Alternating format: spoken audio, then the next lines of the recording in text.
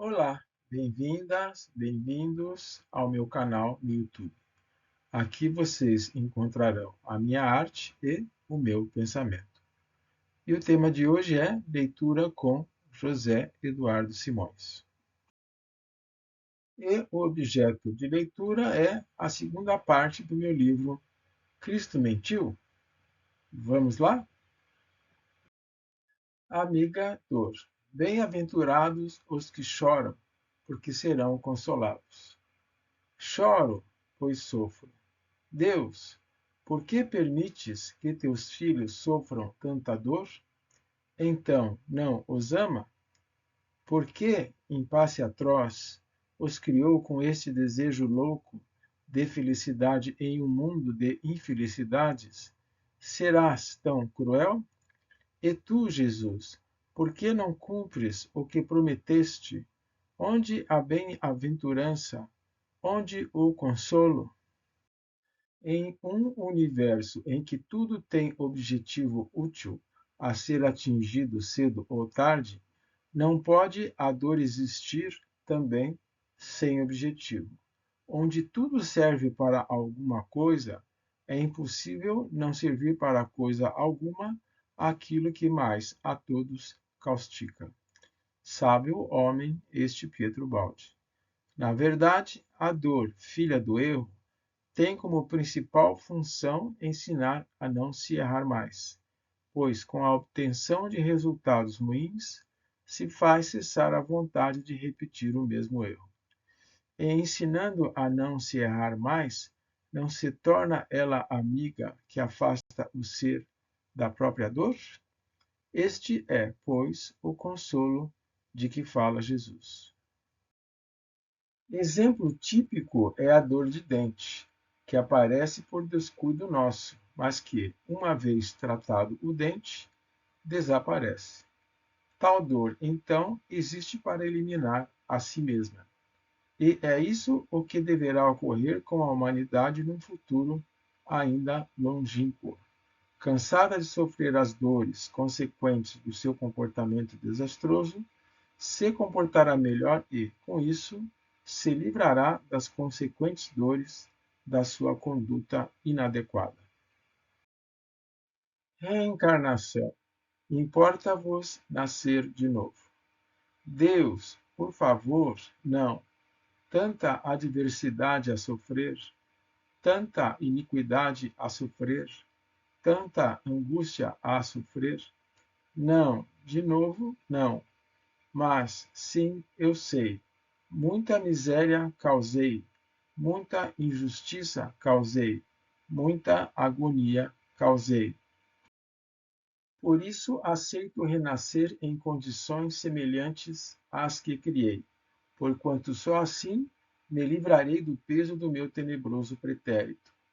E é mesmo assim, pois, se assim não fosse, sem o poder de se reciclar, como tudo no universo, perderia o homem, a sua alma, a possibilidade de evoluir até atingir a perfeição.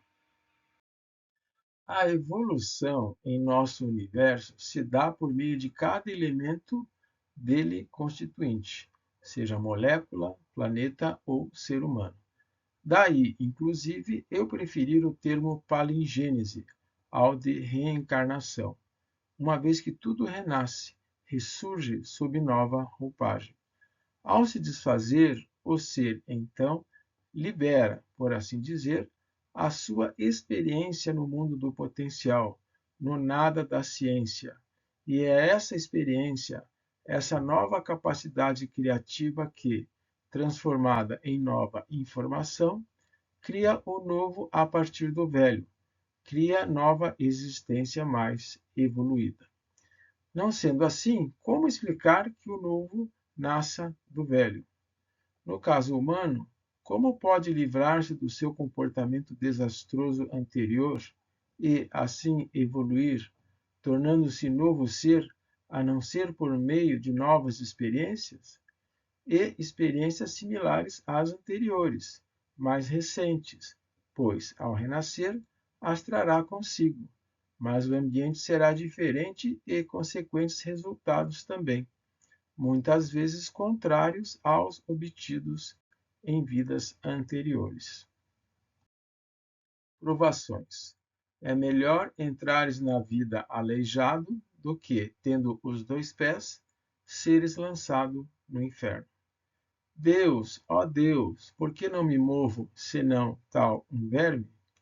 Deus, ó Deus, por que não enxergo, senão a escuridão?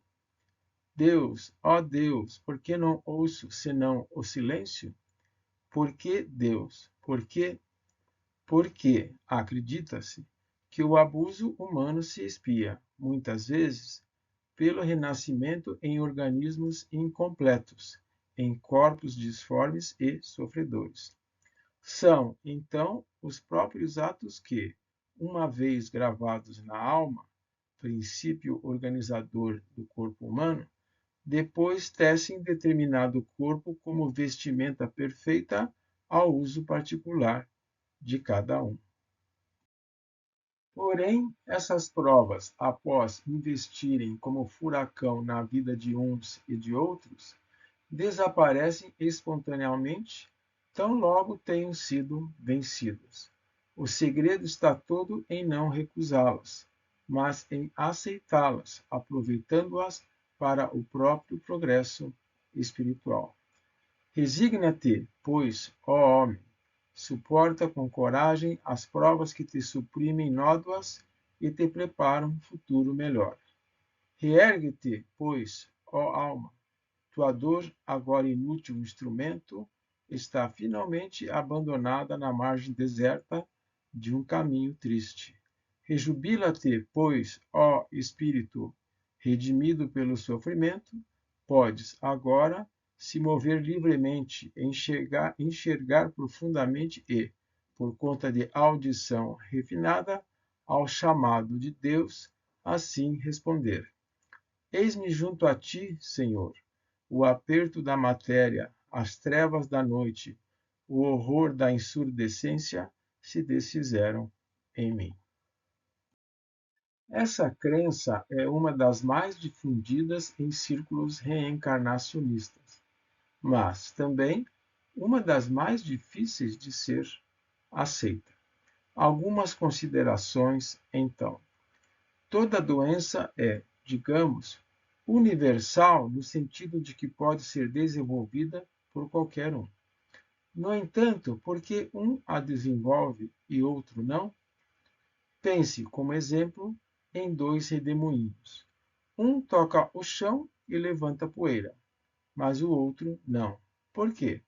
A resposta está no fato de que um desenvolveu a capacidade de tocar o chão e outro não.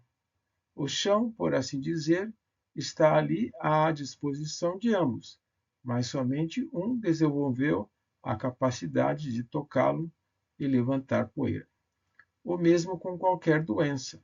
De alguma maneira, um ser adquiriu, ao longo de sua existência, a capacidade de desenvolver determinada doença, enquanto outro não. É possível ver isso claramente em pandemias. Não fosse assim, elas poderiam acabar com a humanidade. Outro problema é entender doenças não apenas como questão biológica, mas também espiritual e evolutiva. Por outras palavras, por que elas teriam esse poder redentor? Para compreender isso, necessário é levar em consideração que existimos dentro de contexto evolutivo universal. Assim, qualquer experiência, boa ou ruim, existe dentro desse contexto.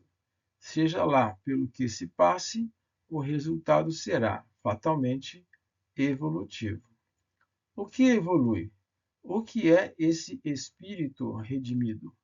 Impulso criativo com capacidade organizacional maior, capaz de gerar maior complexidade para si mesmo, de ganhar mais autonomia para si mesmo. E isso serve também para animais, por exemplo. Conquista evolutiva, presente dado a si mesmo por esforço próprio. Por fim, a dor. Porque ela, na verdade, ela, além do que já foi dito anteriormente, é também expressão do meio pelo qual se desfaz o velho para que nasça o novo.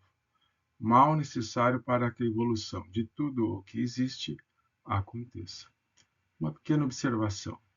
Uma estrela, por exemplo, ao explodir, não sente dor, como nós a sentimos, mas em um universo em que toda unidade é feita de opostos, dia e noite, por exemplo, a sua destruição também é ato oposto ao de criação, de morte ao ato de nascimento.